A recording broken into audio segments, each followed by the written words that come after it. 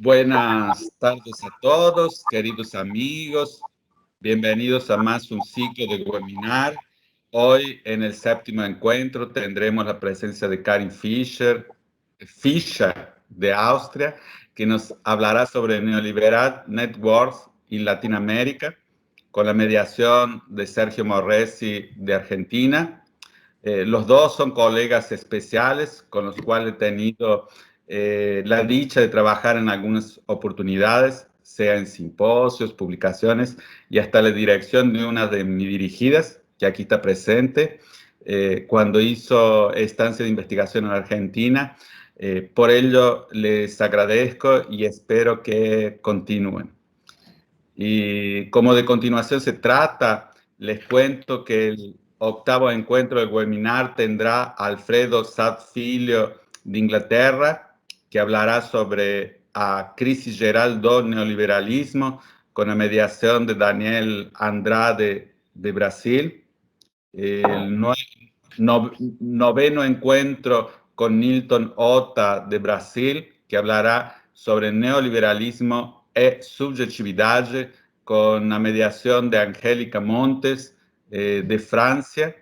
El décimo encuentro con Juan Odicio, que también está aquí presente, de Argentina, que nos hablará sobre los liberales argentinos entre 1955 y 1976, con la mediación de Silvia Simonazzi de Argentina.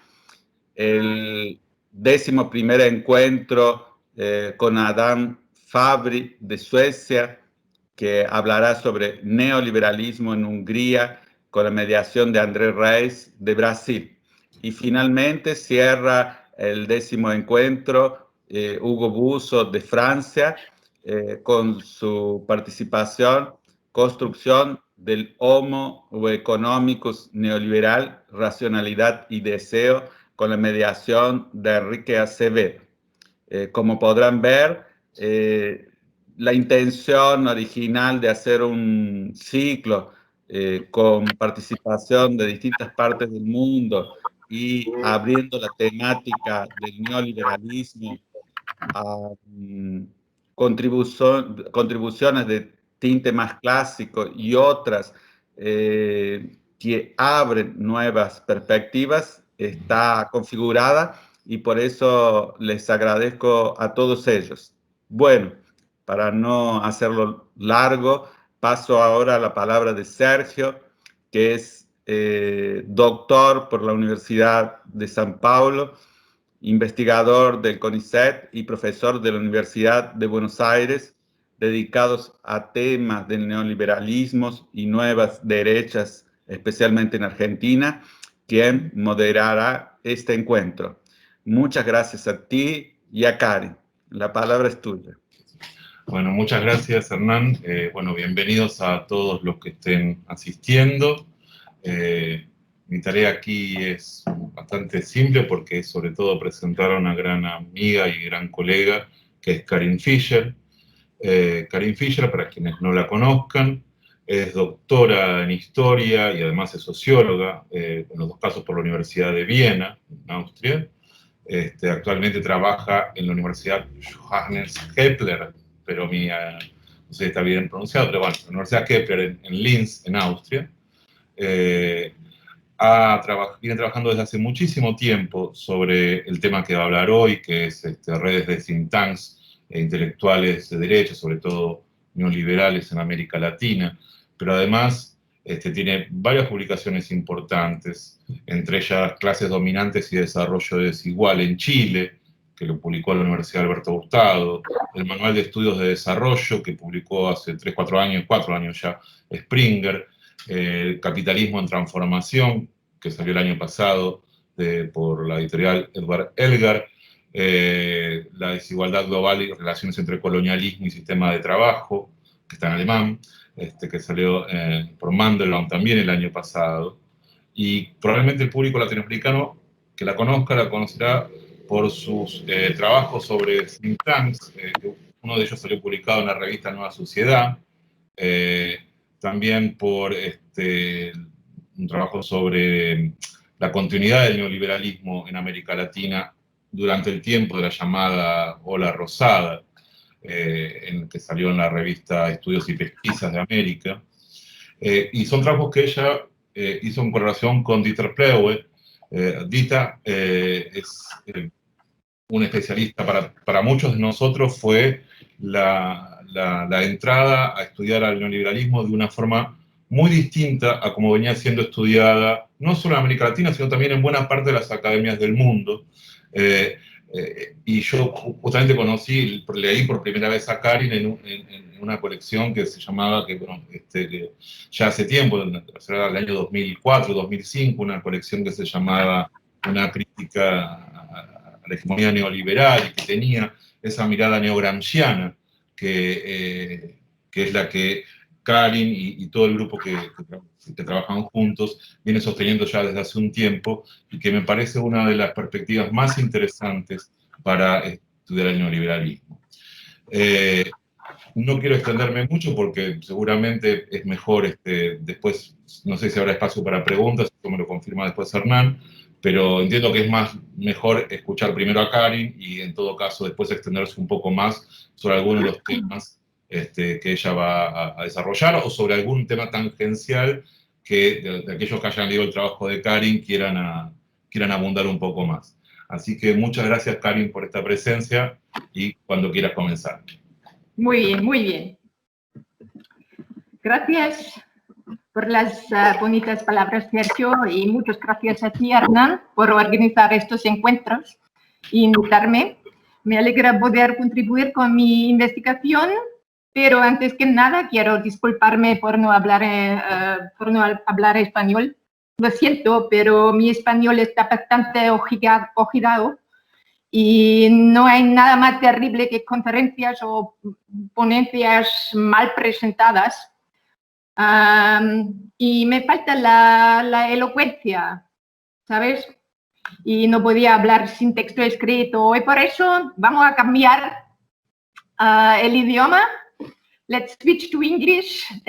Lo siento mucho, pero vamos a ver, ¿no? Ustedes pueden hablar en español, en castellano, y durante la discusión, y yo voy a, bueno, you stay with English, ¿ok? Entonces vamos a empezar con la presentación PowerPoint. Un momentito.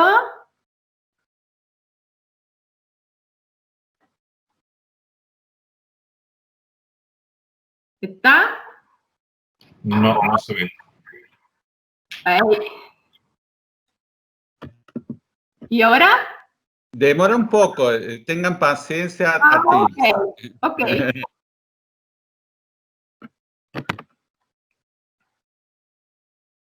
Sí, demora un poco.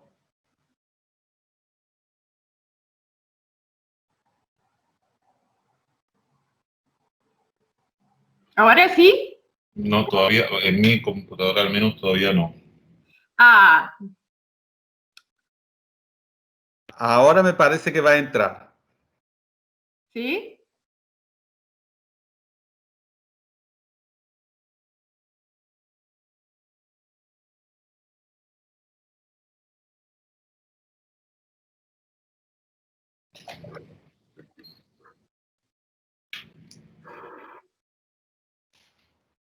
Un momentito.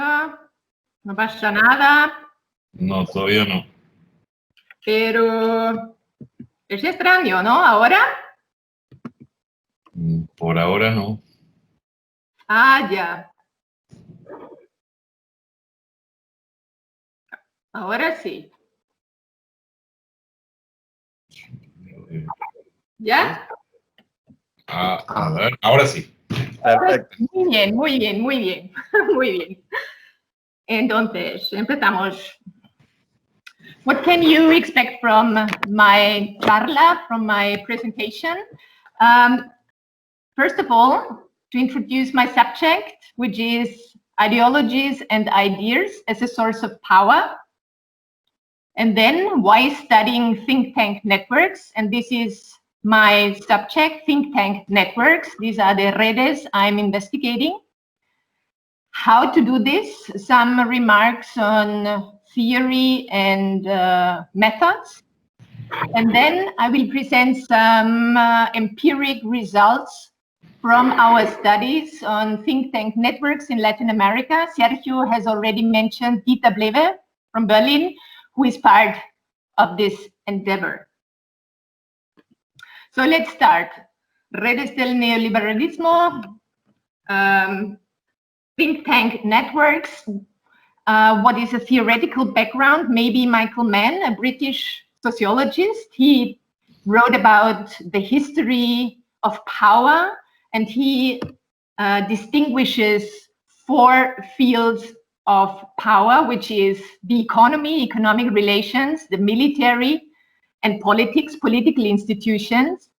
And the 4th area is ideologies, which is in particular a transnational force, according to Michael Mann, whereas politics, military, and economics are enshrined, or basically enshrined in the national state, on the national level.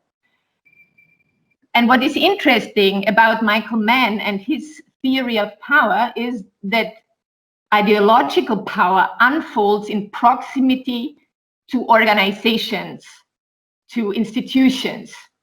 And that brings us to think tanks, centros de pensamientos, which are important infrastructure in the realm of ideas, the transfer of ideas, the production of ideas, the dissemination of ideas. I also mentioned media, but as we will see, think tanks and media are closely interconnected because think tanks try to disseminate, to publish, to disseminate their expertise, their knowledge through media, social media, etc.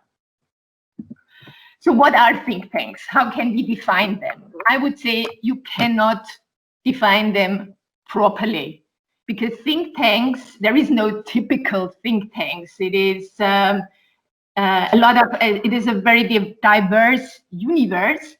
But what you can say, this is not a full definition, but the pillars, how to define them, is that they are organizations, private organizations, privately funded organizations dedicated to policy-related expertise. They do consulting, targeting politics, targeting media, and are engaged in the diffusion of their expertise.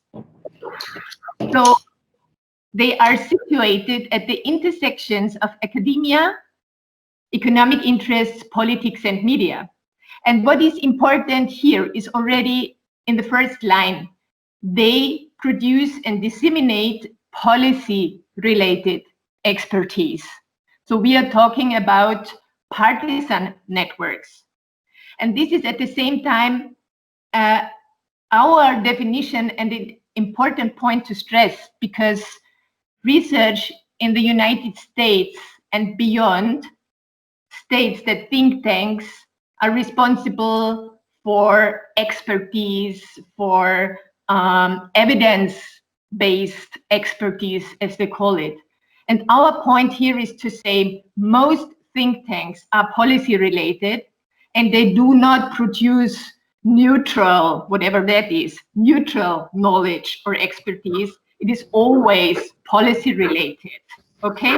They produce selected knowledge. And that brings me to neoliberal think tanks, to partisan think tanks dedicated to a specific worldview, ideology, etc. So, excuse me, this is a little bit long quote, but let me read it for you. This is a quote from a publication, a recent publication I did together with Dieter. So why studying neoliberal think tanks? Those who have developed the capacity to build infrastructures, so think tanks are infrastructures, in the realm of ideas, knowledge, and expertise, would appear to have a decisive advantage in social struggles that after all, always struggles about the interpretation of social situations, of social reality, events, and perspectives. In terms of neoliberalism, studies in Latin America, much like elsewhere, this is of course true for Europe and the United States and everywhere, particular attention. Could you switch off the microphone? Defender el micro, por favor. Okay. Particular attention thus needs to be paid to the transnational source of ideological power, its various domestic expressions, and the more or less deeply, I can't see this, the last, entrenched track-lying capacities. So this is a long quote, but it is all in there. Why think tanks studies make sense? In a nutshell, or a little bit shorter, why do we do this? In order to better understand the position of neoliberal forces in contemporary political battles and ideological class struggles, about the definition of reality, about what is true. This is a very important part of struggles, so how to interpret the reality, and to better understand the flexibility and the persistence of neoliberal forces.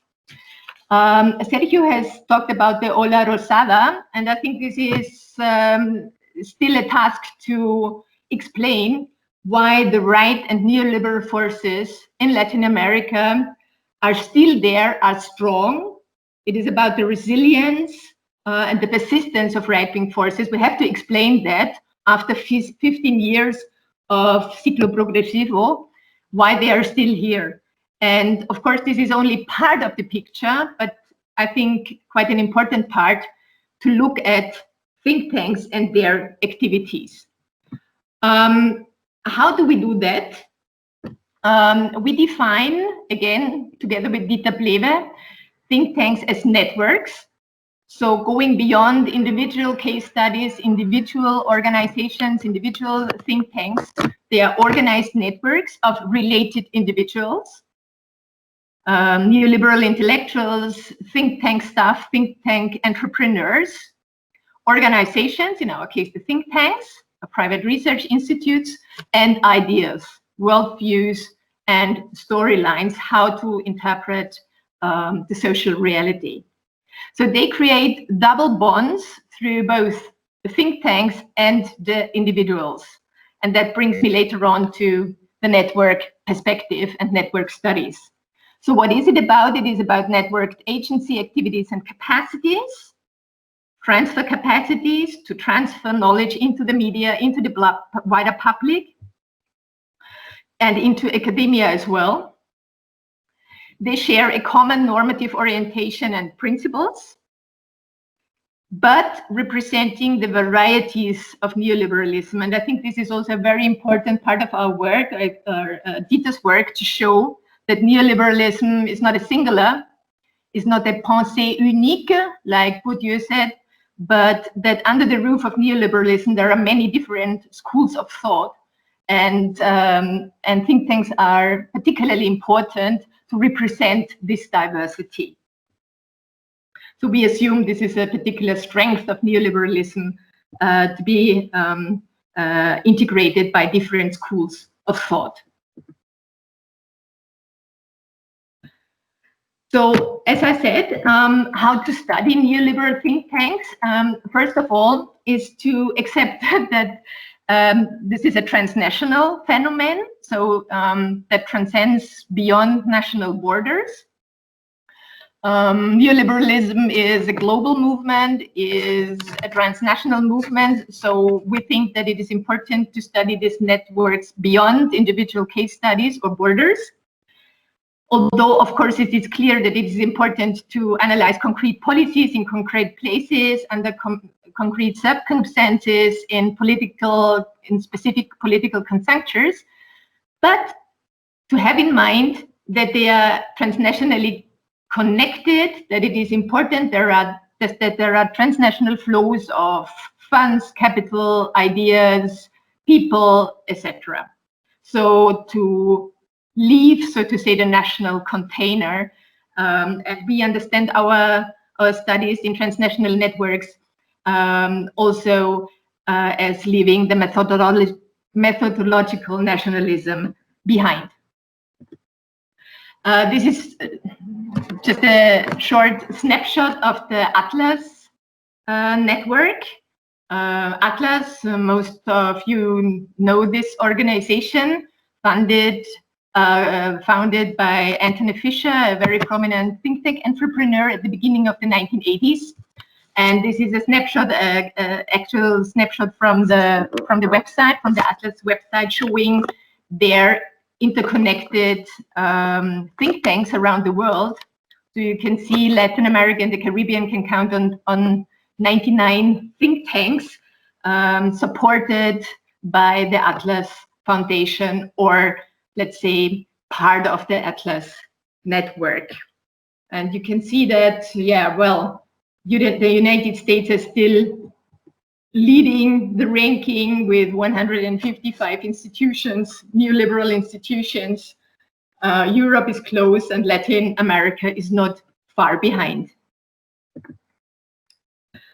Sergio has already mentioned the Gramscian perspective.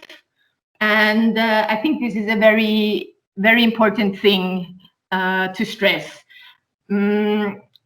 What we share is a broad understanding of politics. So it is more than elections or party politics. And this is what also Gramsci gives us and should guide our studies, that it is about civil society. You can see that on the slide in the third line. The focus on civil society formation, on civil society organizations, and their importance to frame a general understanding of reality and to frame discourses, public discourses, that this is very important. So it is not only about the state, which is of course important, state policies, but it is also about civil society. And we assume that think tanks are an important part of transnational civil society formation and thus of class formation. And the second point I want to stress is that elite studies or neoliberalism or studies in neoliberalism often share an elite bias. So they look only at the top, so to say, of society, of institutions, of political institutions, but also with Gramsci, it's important to bear in mind the movement, counter-movement perspective, that neoliberal forces react upon political circumstances, that neoliberal forces are confronted with resistance, that development, political outcomes are always contested. And if you study neoliberalism, or in our case, think tanks networks, it is always important to see the counter movement, the other side, which confronts neoliberalism. So this is also an important point, I think, to stress, particularly if we focus on elite networks, on elite politics. The importance of civil society formation in Latin America is best said by Alejandro Chafuen, a scholar from Argentina. He had been for a very long time the president of the Atlas Network and presides many other think tanks and networks in the neoliberal sphere, so to say. And this is an old publication from him from 2006, and it would be interesting to do an actual research on civil society institutions, organizations in Latin America. In this publication, in a newsletter from Atlas, from the Atlas Network, he said, don't worry about the left in Latin America. Don't worry about left-wing parties. Don't worry about left-wing or center-left or socialist presidents in Latin America. As you know, that was already after the pink tide, after the Ola Rosada, after the Ciclo Progresivo started. So this publication is from 2006. He said, don't worry, we have strong bastions in in the sphere of civil society. And then he brought this graph showing, look, in 1975, we had only 7 free market think tanks on the continent. Now we have 35, and now they are at least 100 or even more, as you have seen in the Atlas website. Alejandro Chafuen, an exponent of the neoliberal forces in Latin America, says exactly the same. So we are strong in civil society, and that is why neoliberalism is so strong, or this is a stronghold of our movement, that we have media and universities and think tanks at our hand.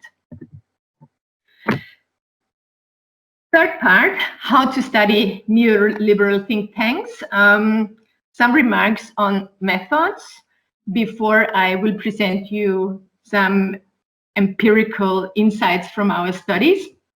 So what are we doing? We are applying network analysis, social network analysis.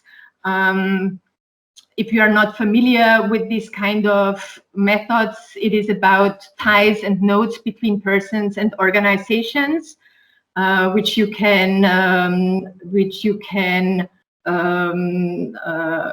do by quantitative research, showing graphs and interlocks. For example, I will show you some pictures on that. And interesting here is that it is about interlocks, about linkers, about affinity groups or core groups. This expression or this term comes from power structure research, saying that people that link think tanks, people that are on the board or CEOs or staff in more than one think tank or more than 2 think tanks, are important networkers, are important for the transfer of ideas, have particular capacities to produce and disseminate knowledge. They have particular organizational strength. So much in network research, in network studies, is about these interlocks and delineating key persons and linkers within these networks. With regard to C. Wright Mills, he was writing about the elite in the United States in the late 1950s.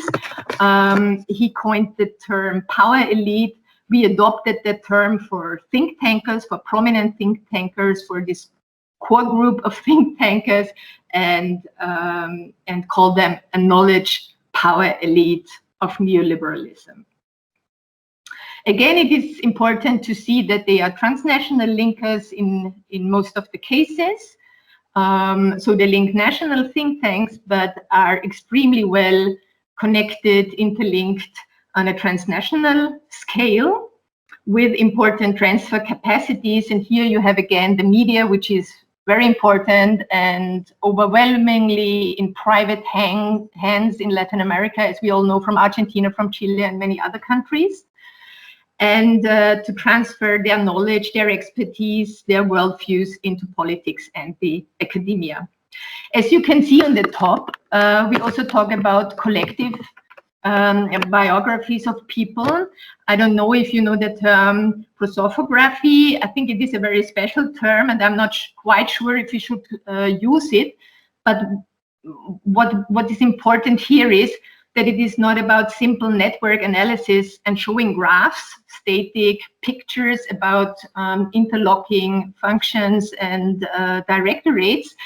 It is a little bit more than that, and that is qualitative analysis about organizations, about the think tanks and what they are doing, and of course about the key persons. So what we are doing, and I show you a picture a little bit later on, is trying to collect qualitative data on important persons, and I've just listed a few things here, or their career networks are of course important, their profession, are they linked to the media, are they academics, of which profession, of which disciplinary background, political biography, and so on. So to collect information about these linkers. What I show you here is a picture, a graph, a network we recently did on Guatemala. This is a national thing. We have here the most important think tanks, neoliberal think tanks. I don't delve into that or give more information about them. You can see the big black nodes, which are the think tanks, and then the persons. And the gray persons here, the bigger, the more connected, we can delineate, we can find out, we can explore the most important think tank linkers on a national level, as you can see here. And then you can look, who is Rios de Rodriguez, for example, or who is Maria Isabel Bonilla, where does she come from, what does she do, what is her post in the academia, had she ever had political posts as well, and so on and so forth. So this is a very accurate and actual picture with data from Guatemala. And the persons you can see here, there are about 10, are interlinking the most prominent neoliberal think tanks of the country. And this is how we work. So this is our database, the Think Tank Network Research Net, with the link. And you are all invited to visit the website and the data. And even more than that, you are all invited to join and help us to feed the data bank with actual data from Latin America.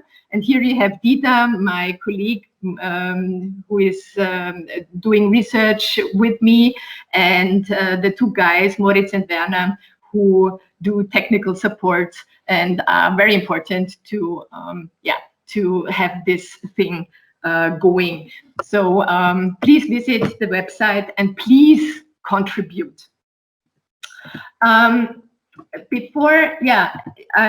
wondering if there are some questions. Should I stop here and see if I don't know, Sergio, what do you say? Would you say that there are some questions at this point, or should we proceed? Sergio, no está abierto tu micrófono. Do you hear me? Yes, I hear you. No, I think that you must continue unless the question for the final. Okay, so I proceed, and I try to be quicker with the PowerPoint than I was the last time. No. Very timing. Okay.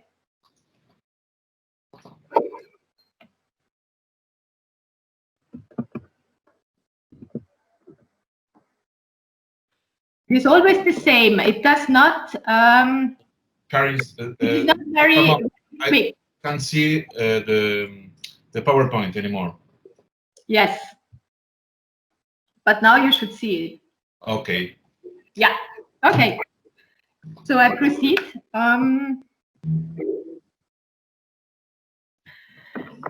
So I'm entering the last part of my presentation, which is on these think tank networks you can see here. This is from our ongoing research together with Dita on the transatlantic, Pan-American, transregional neoliberal networks in Latin America. And there is, first of all, HACER, Atlas, which you know already, Relial, and a think tank network called Latinoamérica Libre from the Unión de Partidos Latinoamericanos, and last but not least, Phil from Spain, but is now active in Latin America. And I have collected just a little bit of information on these trans-regional networks. So the biggest on the continent is HACER, Hispanic American Center for Economic Research. As you can see, I've checked that on the website recently. It has 89 think tanks on the continent. It was founded in the 1990s in the US, in Washington. It is a Washington-based institution, but dedicated to Latinos in the United States and to Latin Americans, of course, on the continent. And they produce country reports and news and public policy papers. And they have also grants and fundings for political leaders and writers. And they publish neoliberal classics and translate them and provide download opportunities. And then we have Atlas, as I had already shown you. It is the biggest network worldwide. It now counts of nearly 500 connected think tanks, which is quite a lot, a growing number in Africa, a growing number in Asia. And this is the current data, 99 think tanks in Latin America. They are by far the biggest network. As I said, founded in 1981, based in Virginia in the United States. And they have a lot of money, fueling funds, advice to their partner institutions. They set up a leadership training program. They are offering an MBA in think tank. I don't know how they call it, think tank entrepreneurship. They are organizing and funding joint events, big events. So I think this is one of the, clearly worldwide, one of the most important networks in the neoliberal arena. And then there are three Latin America, very specific Latin American networks, which is Relial. It is a party associated network. It is related to the Liberal International, which is historically and also nowadays relatively weak in Latin America. So liberal parties that are organized in this red are not so many, but at least 35 think tanks are connected within this network.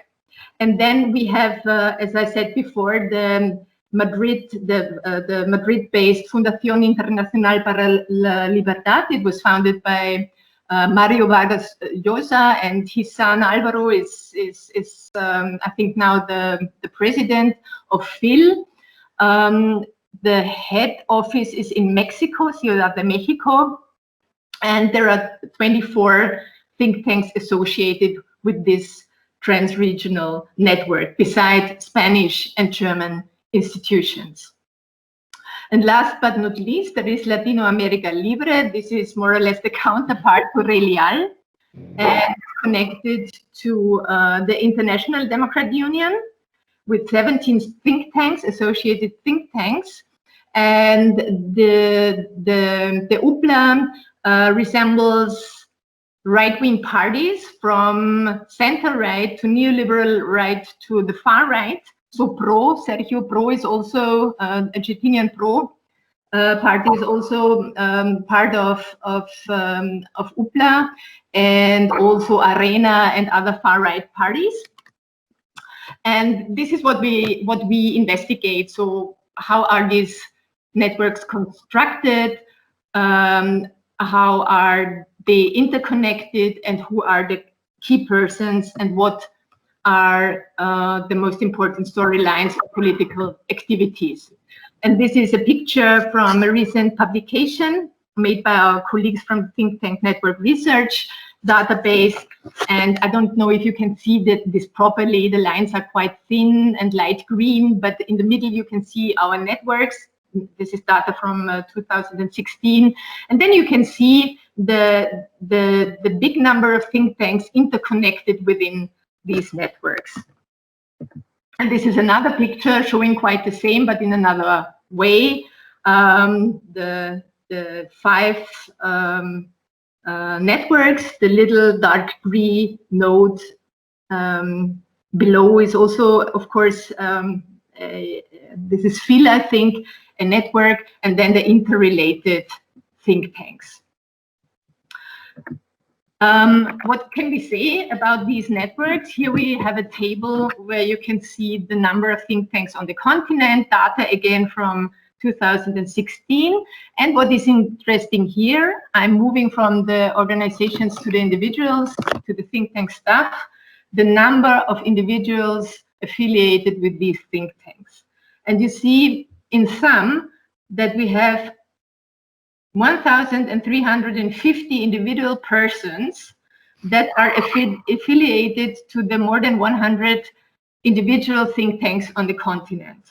As we count per network, it is of course more, but if you look at the individual think tanks, we have 105 and more than 1,000 persons active within these think tanks. And active within these think tanks means that they belong to the leading staff, to the advisory board, or some other important posts like presidency, etc. And this is quite a number of people, we think, who deserve closer investigation.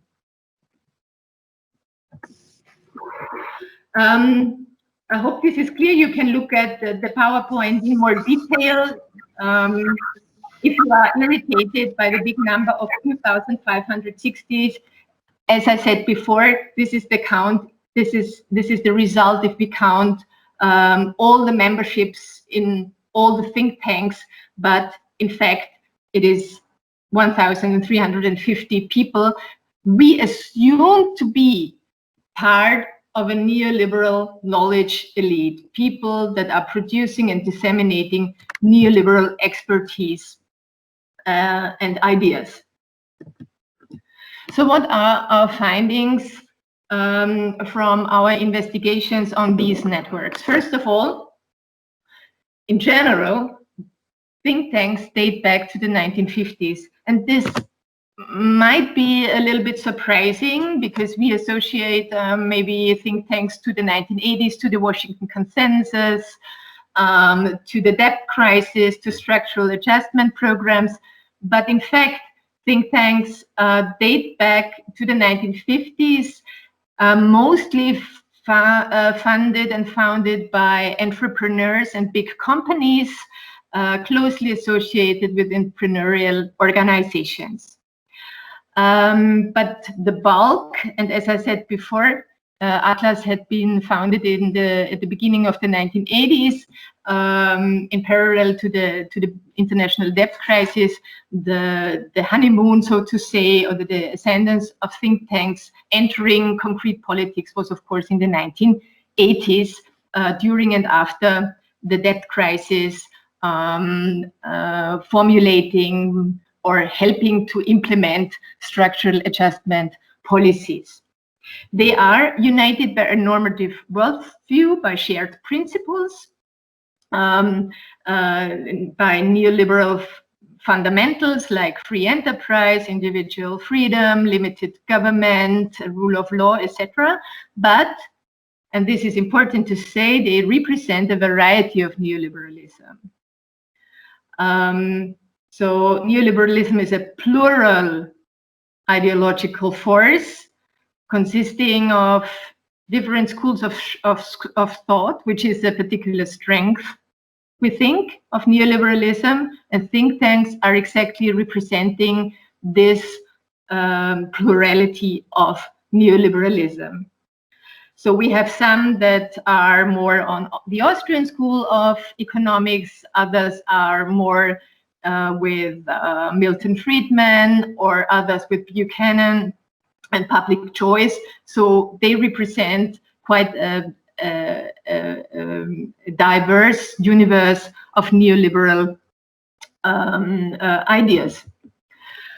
Secondly, they perform a division of labor. So they have different tasks, different audiences, they serve different audiences, and follow different core activities. We have some that are engaged in direct action, and Hernán, we had that recently in Brazil with Vempra Rua and the other newly founded think tanks, which are all part of Atlas, by the way. engaging in direct action, social media, defamation, and other campaigns. We have those who, how to say, who stay a little bit in distance to concrete politics, that are engaged in pure doctrine, so to say. They are, first of all, Austrian school aficionados. We have them in Guatemala. We have Mises and Hayek institutes in Argentina, in Brazil. Some of them we can find in Chile as well. So most of the Austrians are very strict, very skeptical about directly intervening into party politics. They stay a little bit outside and praise themselves as the real neoliberals producing, so to say, pure doctrine. And then we have a big range of so-called do tanks, as they call them. They target politicians, produce policy proposals. They join parliamentary commissions and do advice to politicians, etc., etc. So this is a big range, and of course the biggest part of the actual think tank universe in Latin America and beyond. And our idea is, or what we observe, is that there is not a conscious, not a planned division of labor, but that they perform complementary tasks. So there are internal differences. I always see that when I do interviews.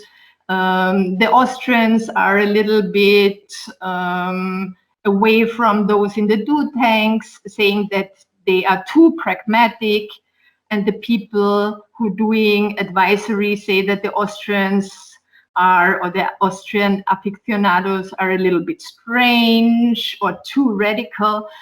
But nevertheless, I think it is right to say that there exists a kind of division of labor where they do complementary things at the end. So this is a picture we always show, that the radical and the pragmatic think tanks are in an alliance, so to say, that they can change positions, and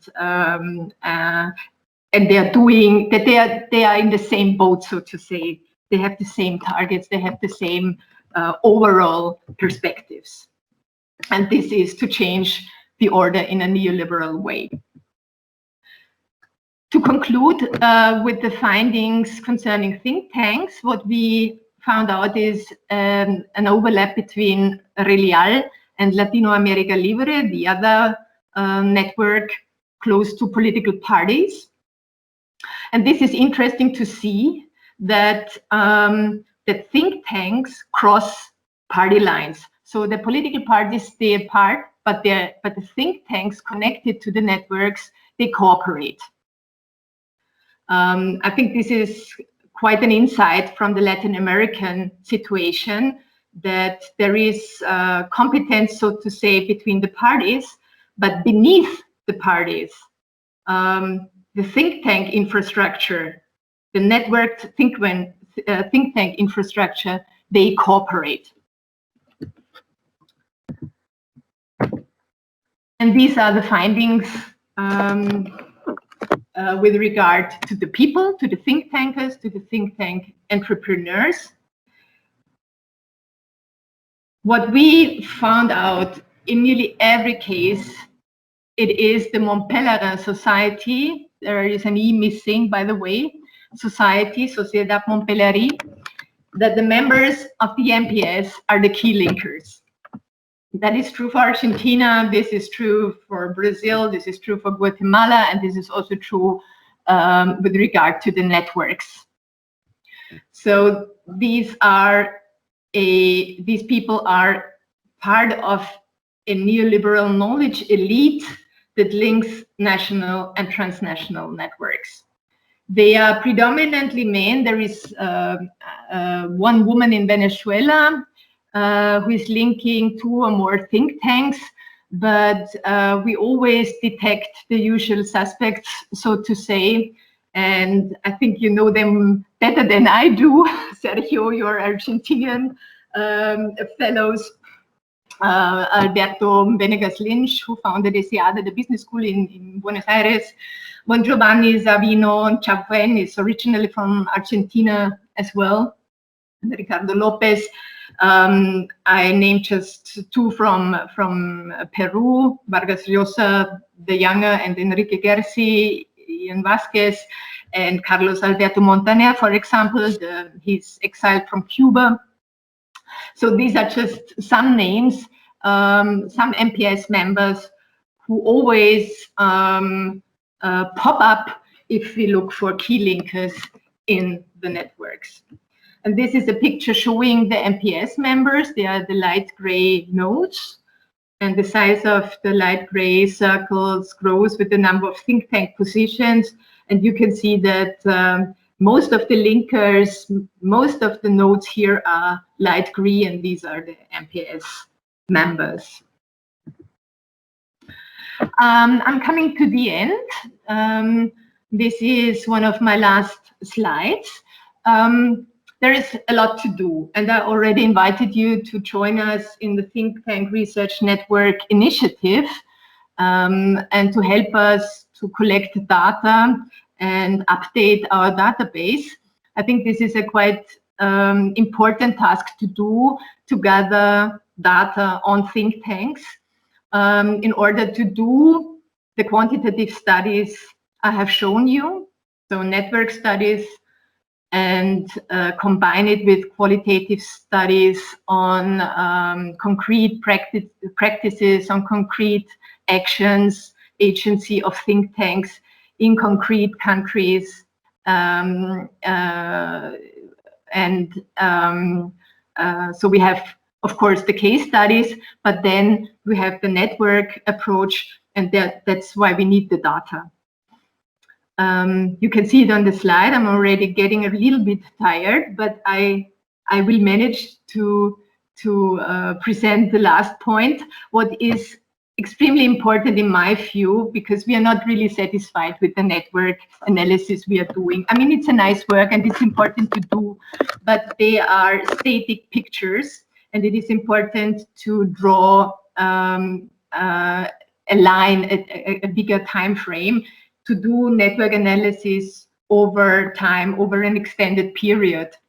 So this is still something we have to do, to gather data at different points of time, historic times, to see what is changing in the network. So this is really important, that there is a lack of time frame in our analysis. I say that quite openly because it's important to close this gap, that we can see how the networks and the interrelationships and the ties, how they change over time, who gets important, who loses of importance in the network, who are new persons popping up as key linkers, as transnational linkers, as part of this neoliberal knowledge elite. And last but not least, it is worth studying, beside the linkers, also the think tank professionals. This is something particularly Dieter wants to do, that we shed more light on the professionals working within these think tanks. This is a big group of people, as I said before, 1,300 people, and it is important to see how they were trained, what they are doing, to know a little bit more about their career networks and their profession. These are the references. Most of the articles are online if you want to see them, or write to me, send me an email if you can't find them.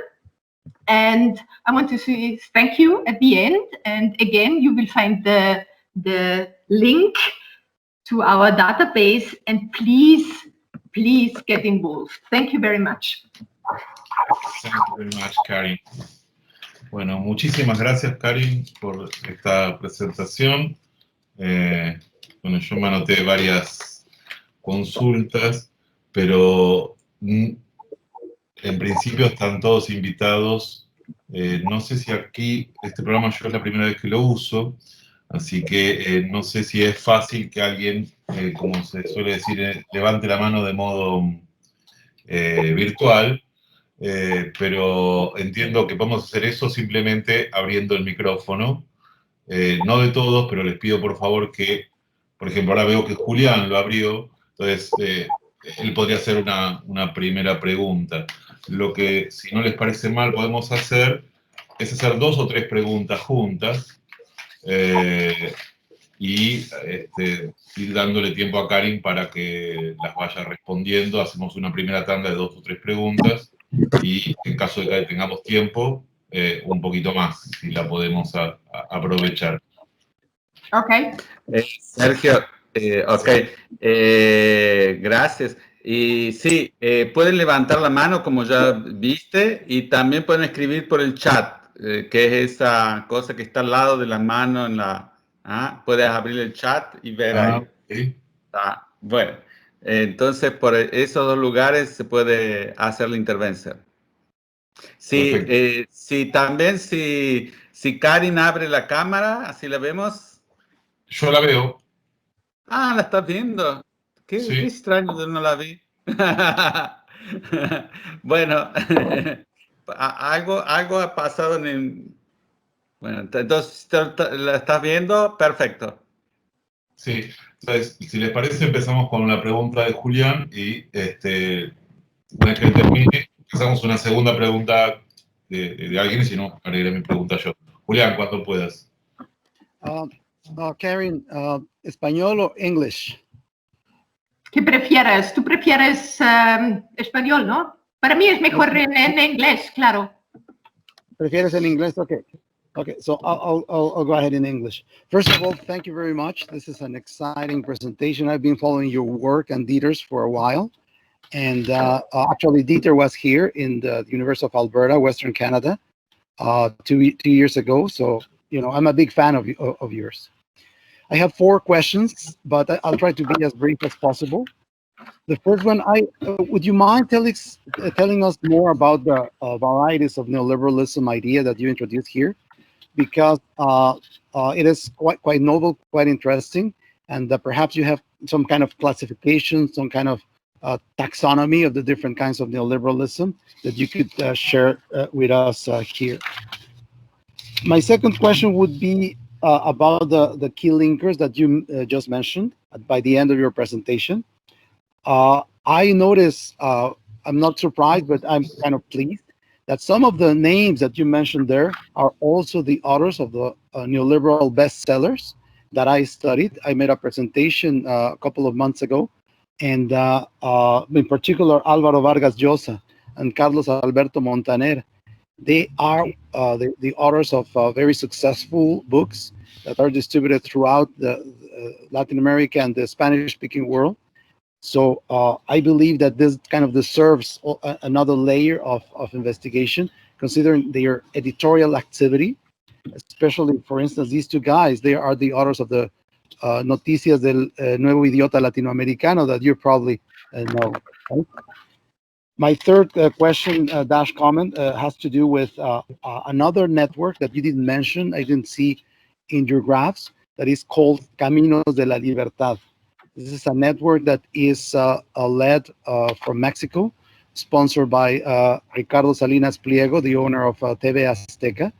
That has a similar kind of approach, a similar contribution to the transnational activity of neoliberal think tanks. And, you know, even the name is so telling, Caminos de la Libertad, like roads to freedom, like the opposite to roads to serfdom, right? Like the Hayek classic word. And my final comment has to do with, you know, are these people only about ideas? Are they only about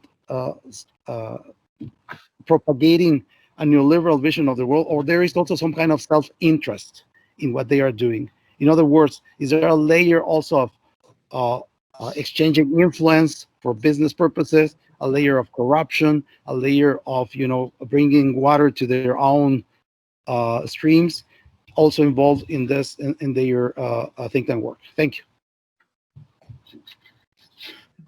So many questions. Sorry, I was really excited by her presentation. There is one more question, or sorry, no. Okay, bueno, voy a hacer la mía. Voy a tratar de hablar despacio en lugar de chapucear inglés. Mi pregunta iba orientada a algo que está puesto hacia el final de la presentación de Karin, que es lo que estoy tratando de investigar en estos últimos años, que tiene que ver con la relación que hay entre el neoliberalismo y otras formas de la derecha, incluyendo la extrema derecha, y en qué sentido podemos ver eso a través de las organizaciones de los think tanks y de partidos políticos. Lo pensaba a partir de cuando triunfó en las elecciones estadounidenses Donald Trump, Alejandro Chaufen fue invitado varias veces por afuera, y cada vez que le preguntaban, bueno, pero usted que es liberal, ¿qué le parece lo que está haciendo Trump? Me parece muy bien. No veo ninguna contradicción entre lo que lo proponíamos en Atlas, y ahora él está en el Instituto Acton, y lo que está proponiendo Donald Trump. Está sentando las bases a través del nombramiento de jueces, a través de ciertas medidas económicas, y si bien hay problemas con esto de la guerra comercial, eso no es grave, porque lo importante es el establecimiento de la libertad.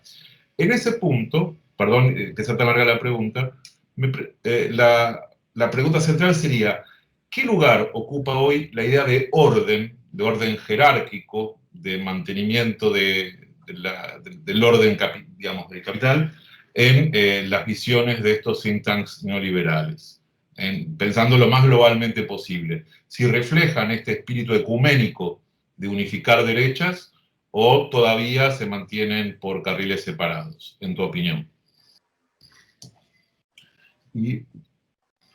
E Reshami, você pode falar agora.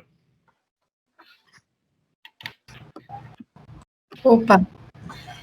Hey, hello.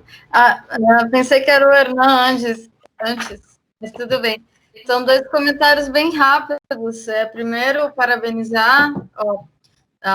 I've tried to talk in English. First of all, congratulations for your research. I would like to comment two things I note that called my attention in your presentation. First is when you cited the UPLA, Unión de Partidos Latinoamericanos, formed by center-ring, but including the extreme right. And in the last years, they organized the Foro por la Democracia in Santiago de Chile, March of the last year. They organized this foro, and the Brazilian representation in this UPLA is the Democratas, the party of the president of our House of Representatives, Câmara dos Deputados, which is important basis for a number of projects for this government, for Bolsonaro.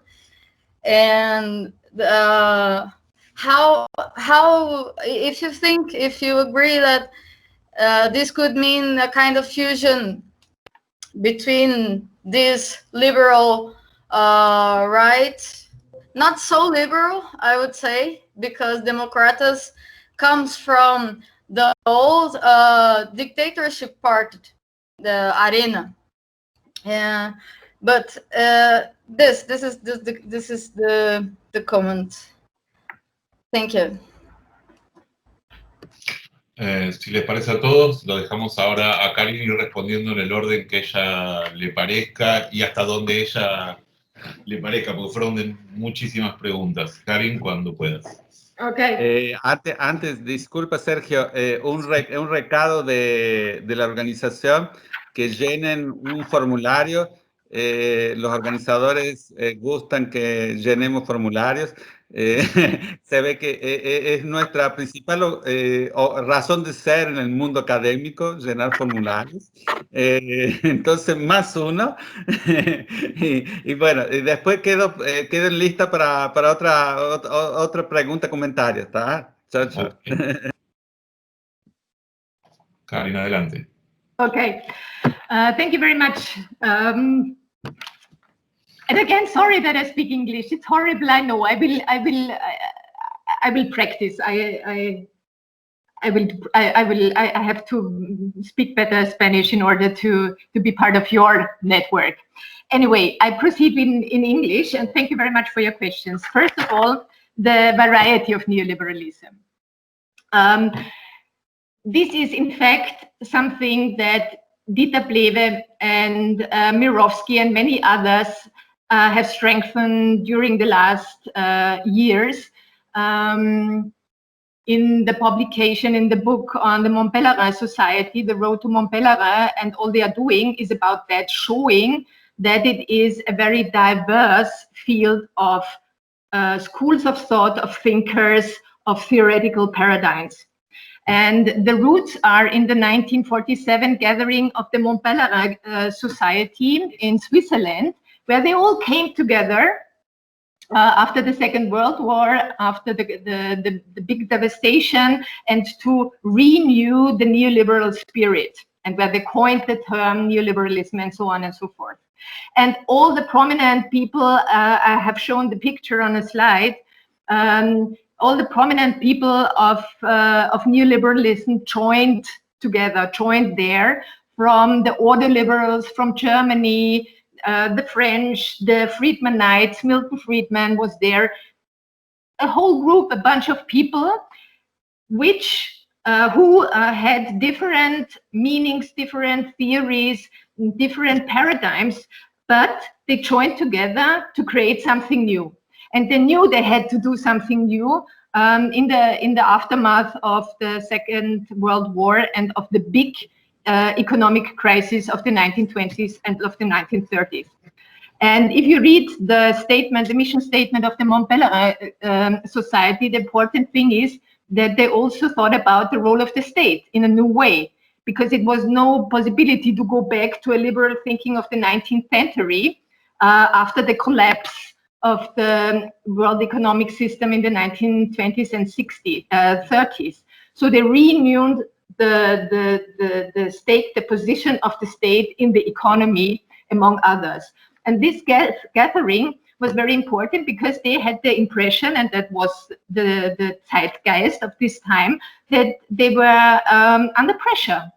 The zeitgeist went in another direction. It was not about neoliberalism in the 1950s and 60s. And so they created this platform, the Mont Pelerin Society, to contribute or to gather strength, to do something jointly together, to create a platform, but to give all the different schools of thought their place. So nobody was excluded from this gathering. And you can see that quite clearly if you do that all together. If you read neoliberal classics, I mean, Friedman has not so much to do with Hayek and his thinking of order and spontaneous order and rule of law, etc., etc. But they unite on the basis of shared principles and norms, which are enshrined, so to say, in the mission statement of the Mont Pelerin Society. And I think this is a particular strength of neoliberalism, contrary to the left, which splits. In the moment a platform is created, they split. And this does this is completely different in the neoliberal camp. As I said before, if you do interviews, I did that in Argentina or in Guatemala, they take some distance from each other and say, okay, those Austrians are a little bit crazy, they tell you, but don't write that down. But I mean, their thoughts on society and economy are not ours. Yeah?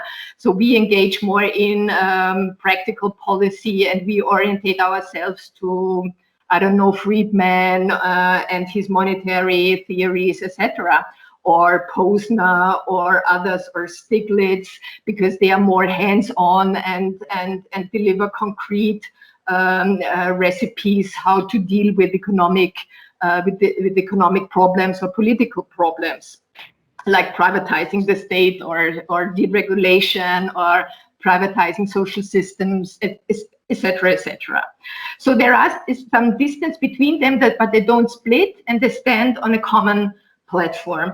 And it is worthwhile studying this universe of neoliberalism and to see where are potential cleavages sometime in a concrete under concrete political circumstances, and how they stick together in other situations. And I think this is very important to look at this diversity within the unity. And what you said about the bestsellers, very important things to study what they are doing, what they are thinking. Alvaro Vargas Llosa and Montaner, I don't know their books. I'm not into that at the moment. I'm concerned with others, but it's important to study them and to see what they intend to do. And it is particularly interesting what you talked about, what you told me about the Salinas sponsored thing, the Caminos De La Libertad. I have written it down. I will Google it in a minute after we shut down this session. And this is exactly the thing. I think we have to exchange our knowledge and bring it together and broaden our perspective on that what neoliberals and right-wing forces are doing over time and in the moment. Because, and this is also from a Gramscian perspective, we have to monitor what the side of capital is doing in order to understand their strategies, also, or particularly from a left-wing or progressive position. The last thing with the self-interest, I'm not sure. I mean, what is self-interest? I'm not into philosophy or psychology, but I have a self-interest to live in an equal or more equal society. I have a self-interest to live in a safe and secured environment. So I'm engaged in civil society activities that hopefully fosters social justice, cooperative forms of interaction within society, etc. So I know what you mean. And what I meant is if they are also brokers for business deals, like the King of Spain, you know, who was like a in between business groups. I know what you mean. Of course, I know what you mean. I have perfectly understood what you say, but I think it is important to see that they have a vision of society and of the economy. I don't want to individualize it. And it is clear, I mean, as we all know, the first think tanks up to now are sponsored by transnational companies, by big companies, by the Grupos Económicos. The people from the Grupos sit in the advisory boards of these neoliberal think tanks. So of course there is an affinity between capital and neoliberalism. It is a theory in favor of capital and of a neoliberal order to secure private interests, to secure free enterprise, to secure private property rights. Of course. Of course. I was just a little bit alarmed by the term self-interest. So, but it's clearly a thing of capital, clearly. And that brings me to another question from Sergio. about Trump and what's going on there in the left, and if they unite or if they are splitting up, or how to deal with that. Quinn Slobodian, a colleague of us, has written a book about the globalists, showing, and this is the title of his book, The Globalists. And he was tracing and tracking the authoritative roots of neoliberalism emerging after the First World War, showing their authoritative conceptions of the economy and the society. And we have these authoritative strands within neoliberalism. They are in favor of the freedom of capital, but against the freedom that people move across borders. They are in favor of very repressive migratory regimes, etc. So I think that comes together. Also in the person of Trump, we see that. He is against migration, but at the same time, he wants to free capital. And America first means our strength, our economic strength, our corporations should flow freely around the globe, yeah? But the people should not. So I think this element of authoritarianism, you're still here? Yeah, is part of the picture. Yeah, and we should not believe that there is a split between liberal thoughts on the society or more authoritative thoughts on the society. I mean, we have the dictatorial tradition in Latin America with hardcore neoliberal policies, with Menem and with Pinochet, and in other countries as well. So I think Latin America reminds us about this authoritative tradition within neoliberalism. And last but not least, I hope this was an answer or a short answer concerning UPLA. That was pretty much the same. I could repeat the same again. I did not know about this foro, and that the Bolsonaro fraction or the Democráticos were there or were part of it. But as you can see here, they unite center-right parties and the far right. And I think this is important to notice, first of all, and that they overlap with the liberal international in Latin America, and that there are no cleavages between them, that they work together, that they develop storylines together, that people change seats in one network and the other. And I think this is important to investigate, to see that, that there are, on the surface, there are cleavages, but beneath there is common ground. I think I got it, more or less. Okay. Hernán, quería hacer una pregunta más, y no sé si hay alguien más que haya levantado la mano, no lo veo. Pero por el momento, Hernán. Hay dos más, Ana Mercado y Carolina también. Bueno, entonces empezamos Hernán y después pasamos a Ana. Ajá. Bueno, gracias, Cari. Una cosa que me intriga también, más que pregunta es comentario, inclusive creo que podría dar también para otra línea de investigación, un poco como fue la pregunta de Sergio, ¿no? De la relación con la extrema derecha en la actualidad, ¿no? Es decir, los neoliberalismos tienen de alguna forma una larga asociación con regímenes autoritarios, y tú lo sabes muy bien por tu estudio de Chile, ¿no?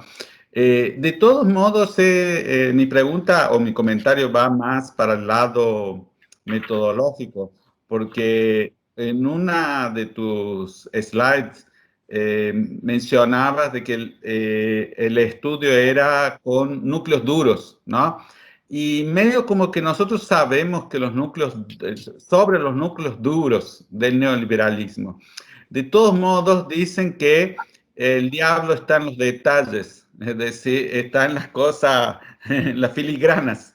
Y me parece que también habría que comenzar a ver, y tal vez eso metodológicamente, buscar esos detalles y las alianzas que pueden ser coyunturales con otros tipos de grupos, segmentos, inclusive ideologías, que no son el núcleo duro, sino que son laterales al discurso, pero que actúan en simbiosis en determinados momentos y que son claras y que son preponderantes y que van variando con el tiempo, ¿no? Es decir, no han sido estables, por eso no forman parte del núcleo duro y por ahí no la vemos, ¿no?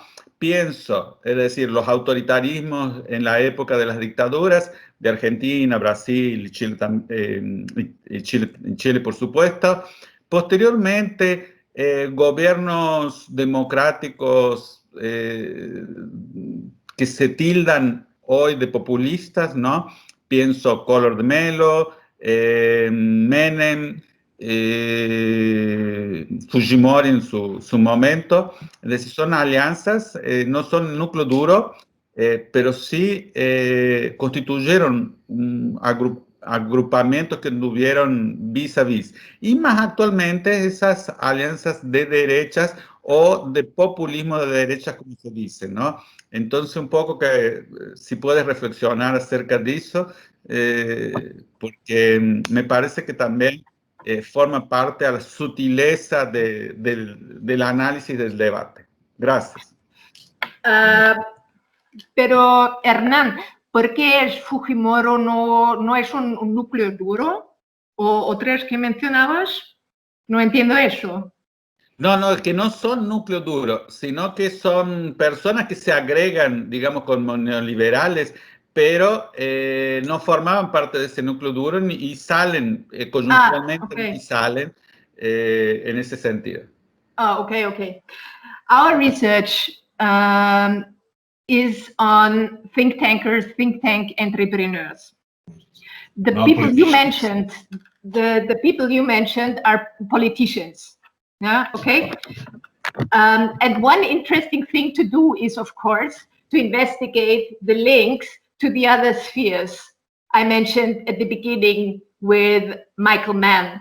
So to see how they are linked to the corporate world, for example, to politics, maybe to the military as well, to show these interlinks, of course. That would be an extremely interesting thing to do and an important thing to do, because we assume that power is interconnected and that the power of ideas connects to other spheres of power that are more robust and maybe more duro, like the economy or the military. So it is important to see the links. But maybe I did not get the point of the núcleo duro, because the people you mentioned are in the middle, in the heart of this spider net of neoliberalism or right-wing politics on the continent. Okay. Si les parece, tenemos dos preguntas más, una de Ana y otra de Carolina. Empecemos por Ana. Tratemos de hacer las dos preguntas juntas antes que conteste Karin, así quizás sean parecidas. A ver, Ana, por favor, cuando puedas. Hola, ¿se escucha? ¿Se escucha? ¿Sí? Pero sí se escucha. Perfecto, buenísimo. Bueno, muchas gracias. Voy a intentar hacer la pregunta en inglés, aunque mi inglés también está un poco fuera de práctica. Mi pregunta es la siguiente para Karin. Thank you very much for your presentation. It was really inspiring. Do you think there is a special connection between think tanks and right wings, which could be possible because of the supposed neutrality of these organizations and the anti-political conception of the right wings? That's it. Thank you very much. Anna, links between right wing and what? Right wing policy, right wing politics, and exactly. Think tanks. If you see a natural connection between right wing politics and think tanks. differently from left wing. Okay, Carolina. Okay, are you hearing me? Because my camera is not working, so you cannot see me. Sorry. Okay, I have a question for Karin. I'm a big fan of your studies. And I want to ask you something about what do you think of these ideas, those neoliberal ideas came to Latin America by the connection between not just the politicians or politics, but in the church, in the Catholic Church, because they have Opus Dei is a huge organization inside the Catholics, and they brought to Latin America during the military dictatorships a lot of these neoliberal ideas, a lot of people. So this is very hard to find actually if you are not inside these organizations. But for example, in my research, I've seen how the Konrad Adenauer Stiftung came to Brazil. They came through the church, and then they went to the politics. And I think this is a very special thing in Latin America, because especially in the 20th century, our governments, they had a huge connection with the Catholic Church. And most of those people's of those ideas came by this institution. So my question is, if you ever made a research about it, about this connection between the church and those neoliberal ideas, how they came into Latin America. Okay? Karin, your turn. Thank you. I start with Caroline. Caroline, perfect. Tell me more about that. I think this is a very important point and still under-researched. The Catholic tradition, firstly, the Catholic tradition within neoliberalism with Novak and others that bring in the Catholic thinking.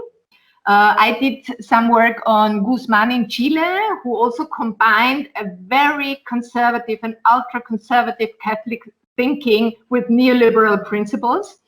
And Max Jara was part of the session. Hopefully he's still here. If not, he's working on that subject. And I find it extremely important. I will look for your work as well to detect the Catholic tradition in neoliberal thinking. And the second point you made is on the organizational basis, and this is also extremely important to work at. If you look at the current situation with the evangelicals and how they fuse neoliberal thinking and prosperity with religious thoughts or sentiments, it is a very important field for investigation. And what you said about the church and the financing and the transfer concretely fostered and organized by churches, this is extremely important. And I think still very, very under-researched. It comes now into the picture with the evangelicals. But the early thing after the Second World War, there is very little done about that, very little historic research. So extremely important, extremely fruitful. Thank you for that hint again. And hopefully Max is still there. He wants to write his dissertation on Catholic thinking within neoliberal thought. And of course, you mentioned Opus Dei. Alejandro Chapin is a declared member. Yeah, very important grouping. I'm sorry, and I must add, Alejandro Chapin has made a book about the origins of liberalism, not in Adam Smith and not in Protestant Church, but in Catholic Church by Jesus de Mariano. And this is an interesting theoretical twist to neoliberal. Exactly. No, very important. very important. And Anna, well, this was the basis of my contribution, that this intellectual infrastructure delivers inputs into media, into academics, and into the political sphere by producing neoliberal knowledge, by transferring it into politics. They are responsible for electoral policies, economic programs for candidates. I mean, Sergio, your work together with Womero about Pro and Macri, and the work of his think tank in his campaigns. So this is the essential thing, that think tanks are doing politics in the international intellectual field, and also on a very practical basis. So that is it. That's the nucleus. That's the point what I wanted to make. But I think that the question of Anna? I think I must overinterpret the question, but I think that she's referring to if you see a natural link, a natural liaison between right-wing politics and think tank infrastructure that is absent in the left-wing politics. Okay, I did not, sorry, Anna, I did not understand the left-wing thing. Sorry, that's what I was missing. I thought I missed something. Yeah, well, let me say one thing. I think it is very important to compare that what's going on the right and what we are monitoring with the left-wing activities and left-wing think tanks, which we also have, of course, and to compare those two.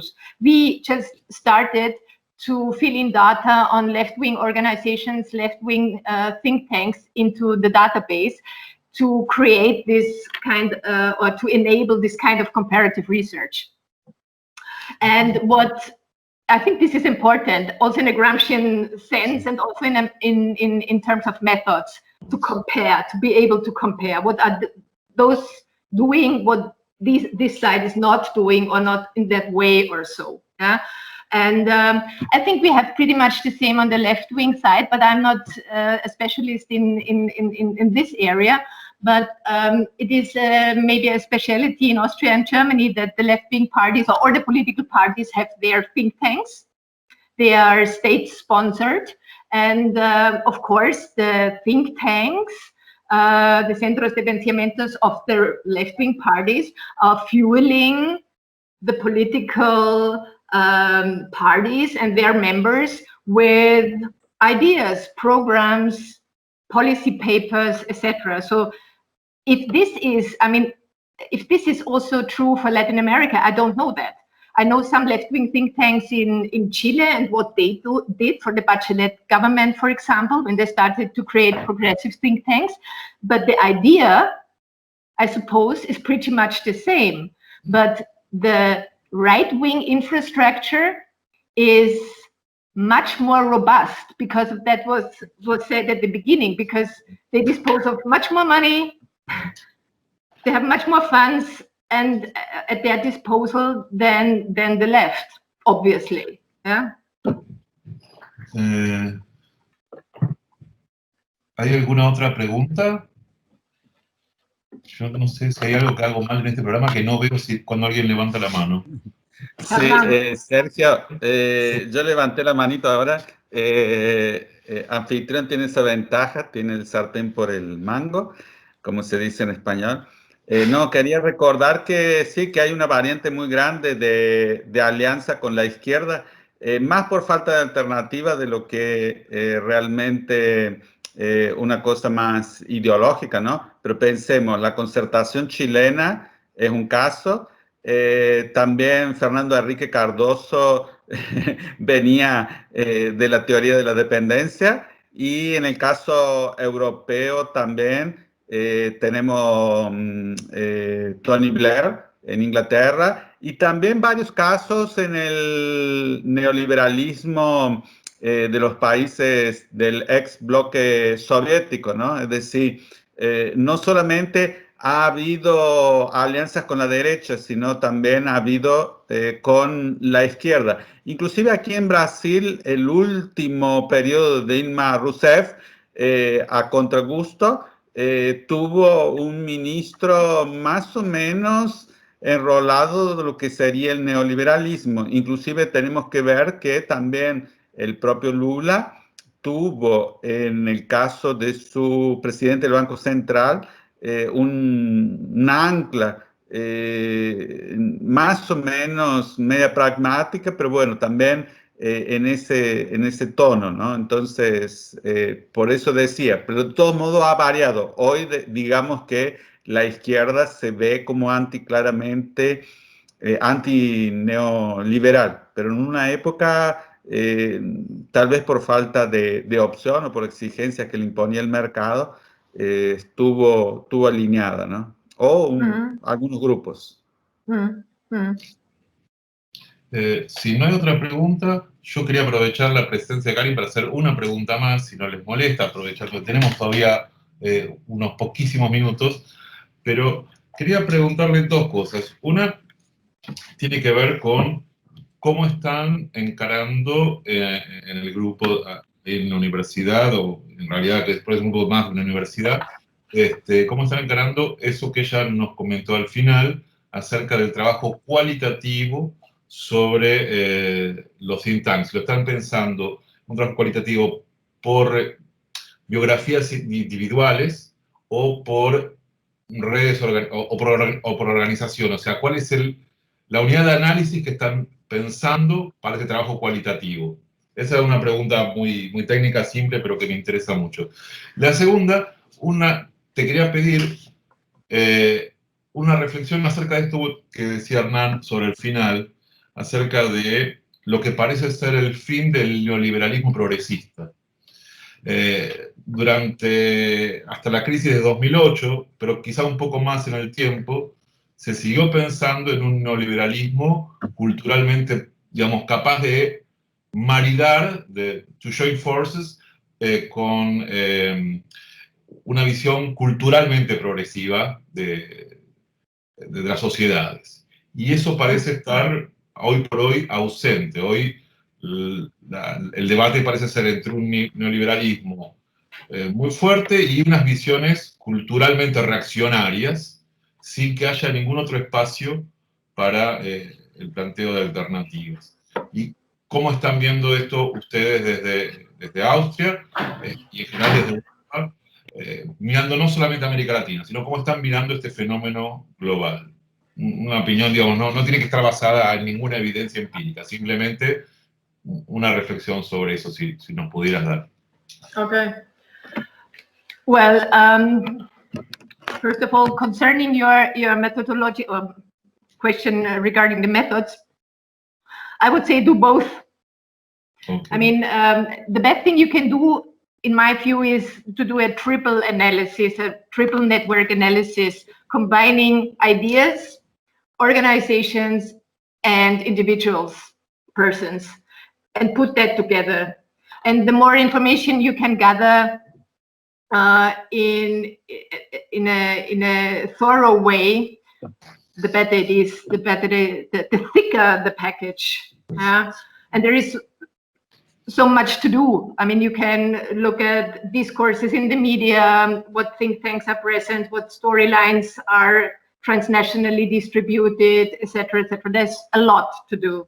And I would suggest to do research on particular persons, detecting the key linkers, as C. Wright Mills tells us. They are important. They have transfer capacities, mobilization capacities, etc., and the organization, and put that together with the ideas, those triple things. Okay. And concerning, where have you got this term, progressive neoliberalism? I don't use it. This term has entered Latin America as well. Yes.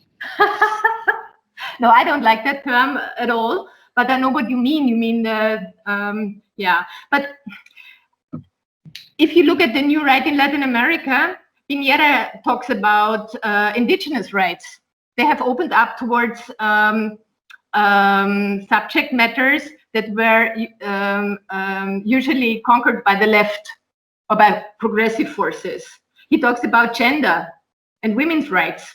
So I think it is more important to see how the new right adopts to new circumstances, that they get a new audience and that they attract some kind of liberal sectors of the society that stick to a neoliberal order in the economy, but have more liberal views on, you know, on the daily life. So I don't like the term at all. I know where it comes from, but I don't use progressive neoliberalism in this way. Yeah, and you have always have to look what they are doing in the economy. Okay. Yeah, look at the economy. It's the economy is stupid. That's it, isn't it? I mean, what about taxes? What about capital? Okay. Yeah.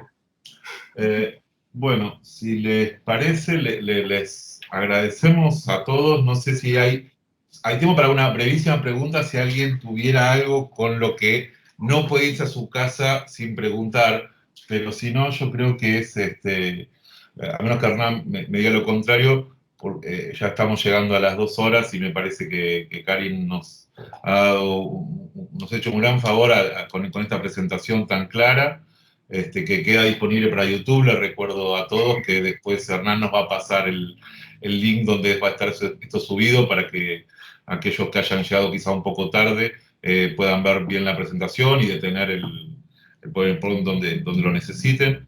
Creo que también, Karin, no sé, te pregunto, perdón, lo pregunto en público, pero el PowerPoint en PDF que tú nos pasaste, ¿lo podemos compartir? Por supuesto. Así que, bueno, cualquier hora también está disponible eso. Les agradecemos mucho a todos, especialmente a Karin por su presentación. No, a ti. Por hacer todo. Bueno, no sé, Hernán, si vos querés ir cerrando o si te parece que hay algo más, surgió una pregunta que sea necesaria. Sí, voy cerrando aquí. Quería agradecerles primeramente a la participación de Karin, a la tuya, Sergio, también, por la participación y por moderar aquí este encuentro, que siempre son de buen provecho, ¿no? Y aparte para, como se dice aquí en Brasil, matar a saudade, es decir, hace tiempo que no nos vemos. Que estamos en otras cosas, no hemos visto, digamos, en otras formas de vernos a través de textos y todo lo demás, pero siempre más agradable estar reunidos así presencialmente, aunque sea de forma remota. Inclusive, esta es una disculpa para encontrar viejos amigos. Y hacer otros nuevos, ¿no? Hemos tenido aquí, Max hizo unas colocaciones al final, hemos tenido... Uy, se congeló. Grata, España, bastante más cara, que hizo una presentación, si mal no recuerdo, fue el tercer encuentro. Hay algunos que van, vienen, tenemos muchas obligaciones. Lo bueno es que por ahí esto, como está disponible en YouTube, no estamos compitiendo con las grandes estrellas, pero en calidad creo que sí. Estamos disponiendo una de las mejores series sobre neoliberalismo que yo puedo ver en internet, entonces les agradezco por eso, ¿no? Y decirles nada más que esto no termina aquí, recién es el comienzo. Sabemos que las live también están un poco saturando, digamos así, a todo el mundo. De todos modos, como ya teníamos la palabra honrada con muchos de los participantes, quisimos mantenerla. Vamos a pensar para el 2020 cómo podemos hacer un evento más convocante y más dinámico también, porque creo que eso nos va a alegrar a todos, así todos y sobre todo los que están acompañando desde hace un tiempo pueden participar. La idea es que tengamos un encuentro para compartir las investigaciones, las ideas, las dudas y también ir realizando trabajos a más medio y largo plazo, ¿no? Esa es la idea, ¿no? Entonces los invito a compartir el próximo encuentro. Ahora los vamos a marear. No teníamos un día fijo, van a estar medio como que saltando de un día a otro de la semana. Alfredo Sat Filho, que es brasilero y que vive en Inglaterra desde hace un tiempo, va a hacer su presentación sobre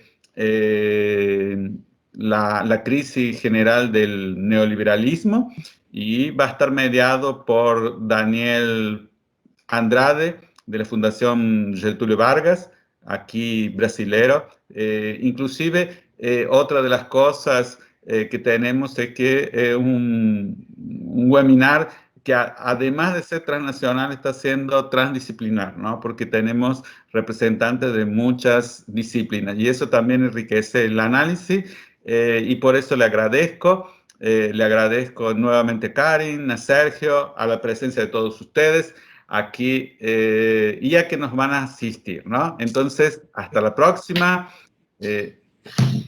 Dejo para un saludito final, si quieren saludar. Muchas gracias, Karin. Muchas gracias, Hernán. Gracias Muchas a todos los que gracias. Muchas participaron. gracias a todos y todas. Y recuerden la invitación de Karin a sumarse al website de estudios de think tanks. Es muy útil, todos los que estudiamos neoliberalismo por cualquier razón lo usamos mucho. Sumen y apoyen, y en la medida que puedan contribuyan, sería seguramente una gran ayuda. Gracias. Nos vemos. Nos vemos. Ojalá. Gracias a todos.